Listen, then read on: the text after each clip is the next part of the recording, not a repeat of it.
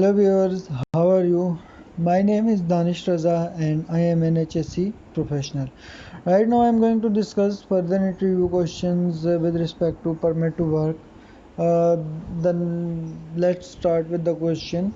What have to be checked before working on equipment? Basically source of energy must be checked to make sure proper LOTO procedure is followed. A source of energy can be mechanical, electrical, hydraulic, chemical, pneumatic, or any other pressurized or harmful form of energy. What is LOTO? LOTO. And what is use of LOTO?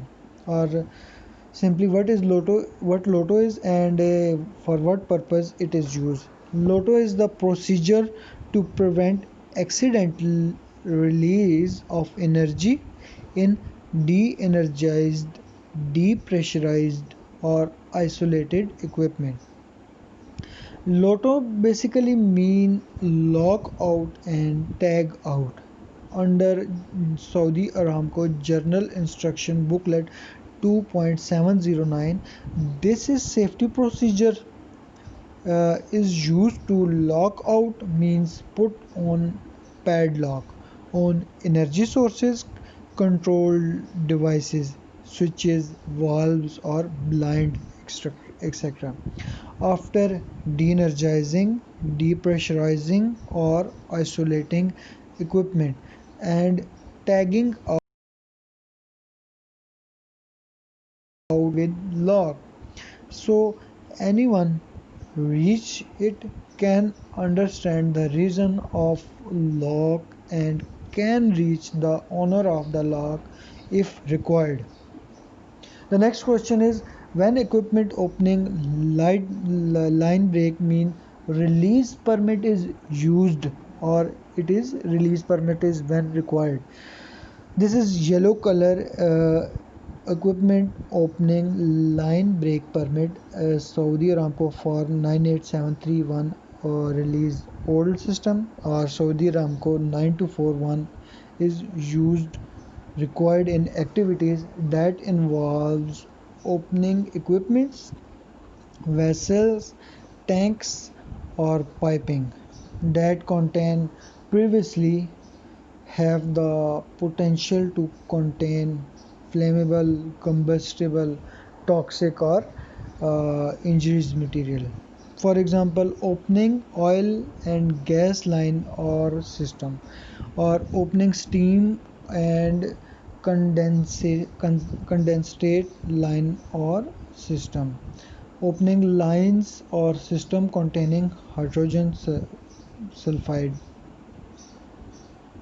opening line or system containing nitrogen, opening line or system containing hazardous material, for example, caustic or sulfuric acid. The next question is what is purpose of equipment opening line break or release permit? Basically, equipment opening line break or release permit is used to ensure that workers properly plan and takes appropriate precautions during work activities that requires the opening of equipment, vessels or pipelines that is part of closed system. The next question is what are safety precautions for opening line means which is a part of existing closed system or containing hydrocarbons. In other words, what are safety requirements to use equipment opening line break release permit for hydrocarbon line? Basically, prior to opening line break, all associated systems shall be isolated, means LOTO procedure. Remove all ignition sources within 23 meter, means 75 foot of the point of opening. Also, notify activities downwind of the point of opening. Also, designate a fire watch or standby man.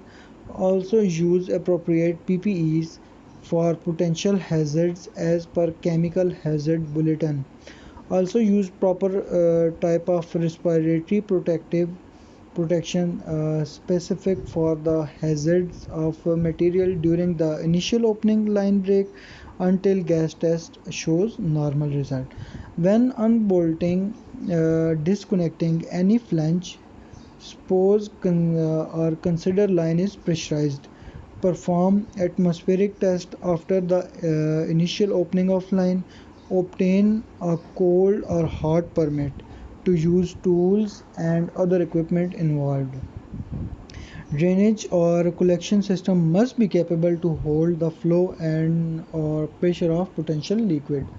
Simply, when opening equipment or breaking line, always be aware of the chemical substance involved in equipment or line and take precautions as per relevant CHB material safety data sheet.